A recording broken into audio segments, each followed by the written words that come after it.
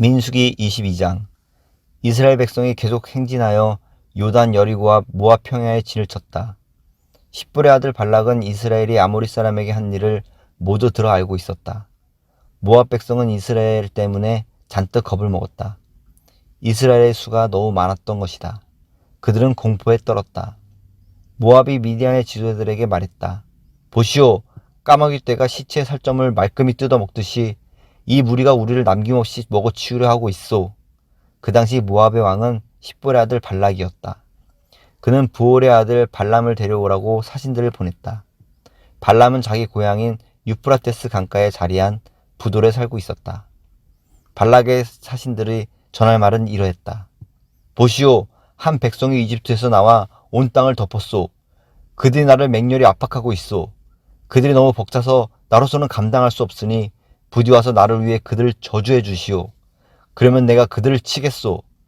우리가 그들을 공격해서 이 땅에서 쫓아낼 수 있을 것이오. 당신의 명성은 익히 들어 알고 있소.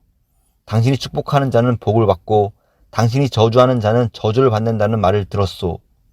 곧 모압의 지도자와 미디안의 지도자들이 저주의 대가로 제공할 사례금을 단단히 챙겨서 길을 떠났다. 그들이 발람의 집에 이르러 그에게 발락의 말을 전했다. 발람이 말했다. 오늘 밤은 여기서 지내십시오. 내일 아침에 하나님께서 내게 주시는 말씀을 여러분에게 알려드리겠습니다. 모압의 귀족들은 그의 집에 머물렀다. 하나님께서 발람에게 오셔서 물으셨다. 너와 함께 있는 이 사람들은 누구냐? 발람이 대답했다. 십볼의 아들인 모압 왕 발락이 사람들을 보내면서 이런 메시지를 전했습니다. 보시오, 이집트에서 나온 온 백성이 온 땅을 덮었소. 부디 와서 나를 위해 그들을 저주해 주시오. 그러면 내가 그들을 공격해서 이 땅에서 쫓아낼 수 있을 것이오. 하나님께서 발람에게 말씀하셨다. 그들과 함께 가지 마라.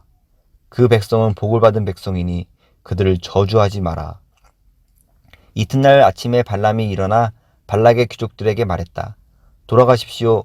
하나님께서 내가 여러분과 함께 가는 것을 허락하지 않으십니다. 그리하여 모압 귀족들은 길을 떠나 발락에게 돌아가서 말했다. 발람이 우리와 함께 오지 않으려고 합니다. 발락은 그들보다 지위가 높고 명망이 있는 귀족들을 보냈다. 그들이 발람에게 가서 말했다. 십볼의 아들 발락이 이렇게 말씀합니다. 부디 거절하지 말고 내게 오시오. 당신을 극진히 예우하고 살해도 아낌없이 하겠소. 원하는 것이 무엇이든 내가 다 들어주겠소. 얼마든지 살해할 테니 그저 와서 저 백성을 저주해 주기만 하시오. 발람이 발락의 신하들에게 대답했다.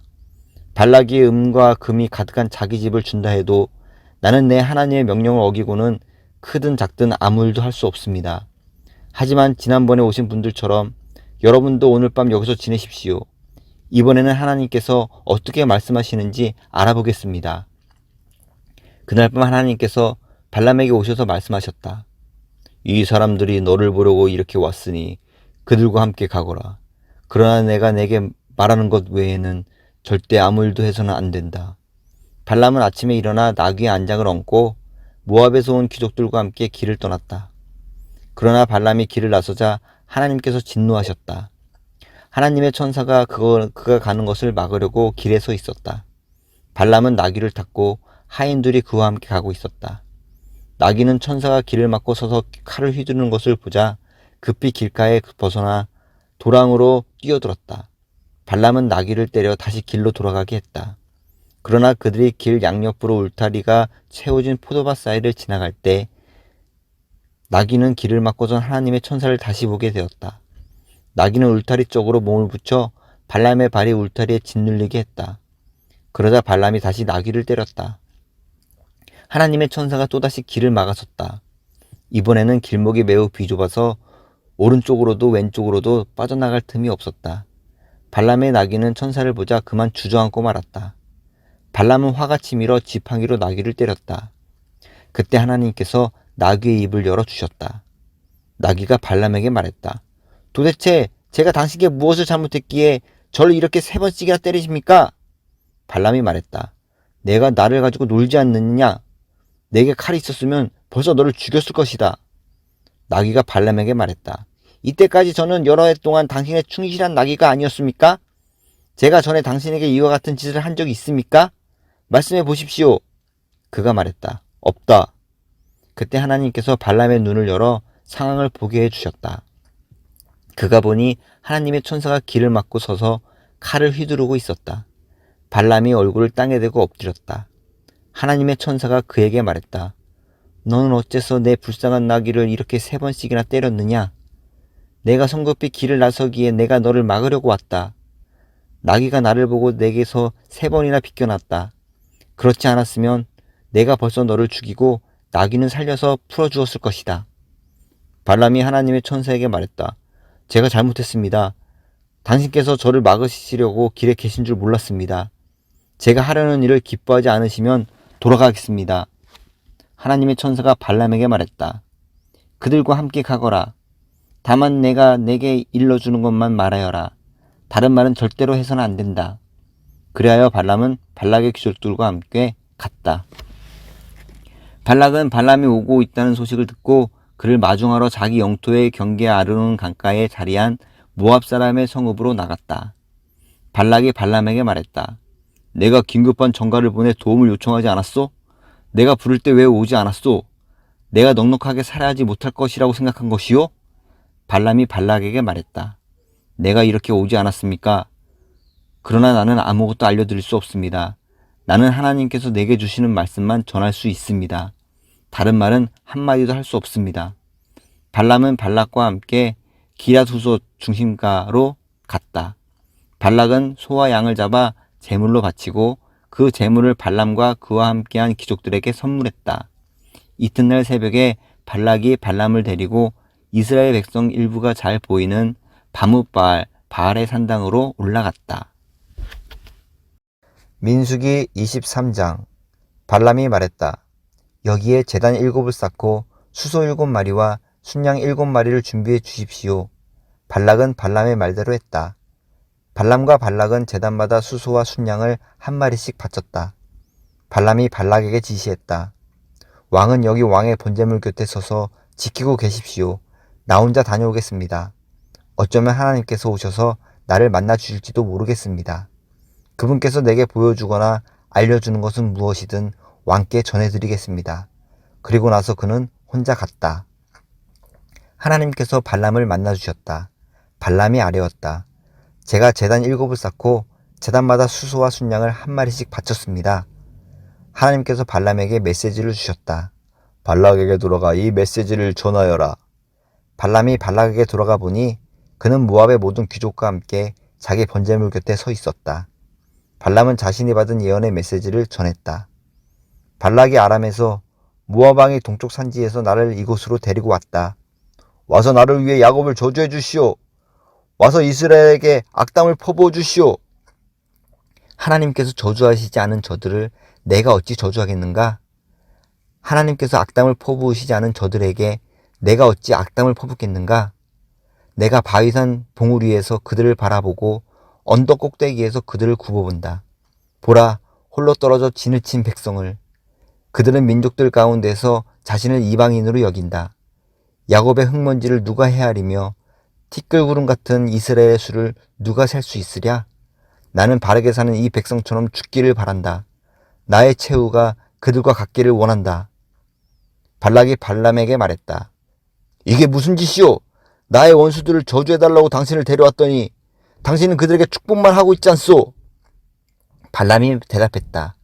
하나님께서 내게 주시는 말씀만 주위에서 전해야 하지 않겠습니까? 발락이 발람에게 말했다.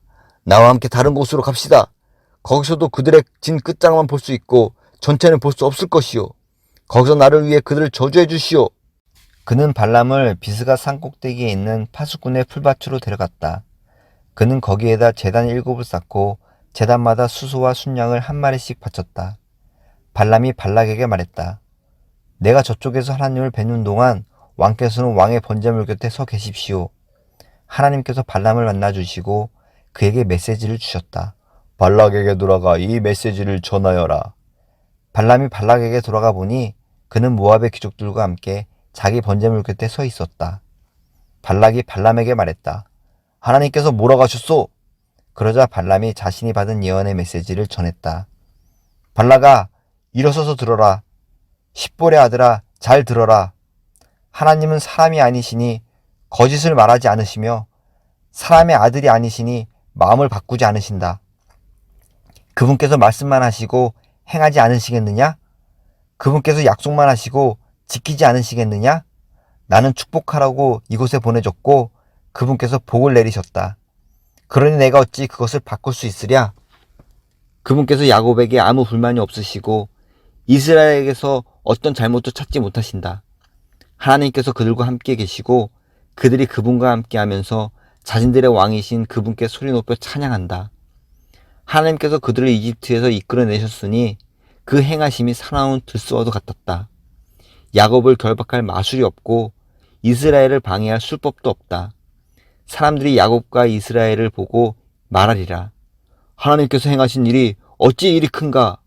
보라, 사자처럼 제 발로 일어나 기지개를 켜는 백성을, 눈을 떴다 하면 사냥이 끝날 때까지 배불리 먹고 마실 때까지 눕지도 쉬지도 않는 맹수의 제왕 같은 백성을. 발락이 발람에게 말했다. 좋소! 그들 저주할 수 없다면 적어도 축복하지는 마시오! 발람이 발락에게 대답했다. 무엇이든 하나님께서 말씀하시는 것만 전하겠다고 내가 전에 말씀드리지 않았습니까? 발락이 발람에게 말했다. 내가 당신을 다른 곳으로 데리고 가겠소. 우리가 하나님의 눈에 드는 좋은 자리를 찾으면 당신이 나를 위해 그들을 저주할 수 있을지 모르니 말이오. 그래서 발락은 발람을 데리고 여시몬 황무지가 내려다 보이는 부올산 꼭대기로 갔다. 발람이 발락에게 말했다. 나를 위해 이곳에 제단 7을 쌓고 제물로 수소 7마리와 순양 7마리를 준비해 주십시오. 발락이 그대로 한 뒤에 제단마다 수소와 순양을 1마리씩 바쳤다. 민수기 24장. 그때 발람은 하나님께서 이스라엘에게 복을 내리고 싶어 하신다는 것을 깨달았다. 그래서 그는 전에 하던 것처럼 마술을 쓰지 않고 고개를 돌려 광야 쪽을 바라보았다. 발람이 보니 이스라엘이 지파별로 진을 친 것이 보였다. 하나님의 영이 그에게 임하여 그가 예언의 메시지를 선포했다. 부올의 아들 발람이 전하는 말이다. 눈이 매우 밝은 사람이 전하는 말이다. 하나님께서 하시는 말씀을 듣는 사람, 강하신 하나님께서 보여주시는 것을 보는 사람, 얼굴을 땅에 대고 엎드려 예배하는 사람, 실제 무슨 일이 일어나고 있는지 아는 사람의 말이다. 야곱아, 너의 장막이, 이스라엘아, 너의 안식처가 어찌 그리 아름다우냐. 멀리 뻗은 계곡 같고 강가에 가꾸어 놓은 정원 같구나. 정원사 하나님께서 심으신 달콤한 향초 같고 뭇가와 샘물가에서 자라는 붉은 산나무 같구나. 그들의 물동이에서는 물이 넘치고 그들의 씨는 도처에 퍼지리라. 그들의 왕은 아각과 그 일족보다 뛰어나고 그들의 왕국은 위세를 크게 떨치리라. 하나님께서 그들을 이집트에서 이끌어내셨으니 그 행하심이 사나운 들소와도 같았다.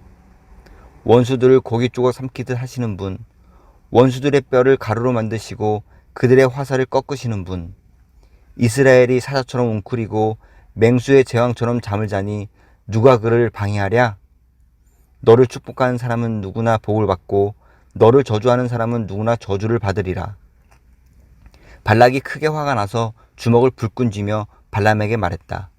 나는 원수들을 저주해달라고 당신을 이곳으로 부른 것인데 당신은 무엇을 한 것이오? 그들을 축복하다니 그것도 3번씩이나. 썩 물러가시오. 고향으로 돌아가시오. 당신에게 후에 살아야겠다고 했지만 나는 아무것도 줄 수 없소. 당신은 하나님을 탓해야 할 것이오. 발람이 발락에게 말했다. 왕께서 사진들을 보내셨을 때 내가 미리 말씀드리지 않았습니까? 발락이 자기 궁궐에 은과 금을 모두 가득 채워 내게 준다 해도 나는 하나님의 명령을 어기고는 선하든 악하든 아무 일도 내 마음대로 할 수 없습니다. 하고 말입니다. 이제 나는 고향으로 내 백성에게로 갑니다. 장차 이 백성이 왕의 백성에게 어떻게 할 것인지 알려드리겠습니다. 그리고 나서 그는 자신이 받은 예언의 메시지를 선포했다. 부올의 아들 발람이 전하는 말이다. 눈이 매우 밝은 사람이 전하는 말이다. 하나님의 말씀을 듣는 사람, 지극히 높으신 하나님께 무슨 일이 일어나고 있는지 아는 사람, 강하신 하나님께서 보여주시는 것을 보는 사람, 엎드려 예배하고 무엇이 실제인지 아는 사람의 말이다. 나는 그분을 보지만 지금은 아니다. 나는 그분을 감지하지만 여기서는 아니다. 한 별이 야곱에서 솟아나고 한 홀이 이스라엘에게서 일어나리라. 그는 모압의 머리를 시끄러운 수다쟁이의 두개골을 가루로 만들리라. 나는 에돔이 경매로 팔리고 원수 세일이 벼룩시장에 헐값에 넘겨지는 것을 본다. 그러나 이스라엘은 전리품을 차지한다. 한 통치자가 야곱에서 나와 그 도시에 남은 것을 파괴하리라. 그럼 다음 발람은 아멜렉을 바라보며 예언의 메시지를 전했다. 아멜렉아, 너는 지금 민족들 가운데서 으뜸이지만 마지막이 되어 멸망하리라. 그는 또 겐 족속을 바라보며 예언의 메시지를 전했다. 내 안식처는 꽤 안전한 곳에 있어서 낭떠러지 높은 곳에 있는 보금자리 같다. 그러나 아수르가 너를 포로로 잡아갈 때 너 겐 족속은 바보 같아 보이리라. 발람은 마지막 예언의 메시지를 선포했다. 화가 있으리라. 하나님께서 이 일을 시작하실 때 누가 살아남으랴? 바닷가의 민족들, 바다를 건너온 침략자들이 아수르와 에벨을 괴롭히겠지만 그들도 다른 민족들처럼 발람 사라지고 말리라. 발람은 일어나 고향으로 돌아갔다. 발람도 자기 길을 갔다.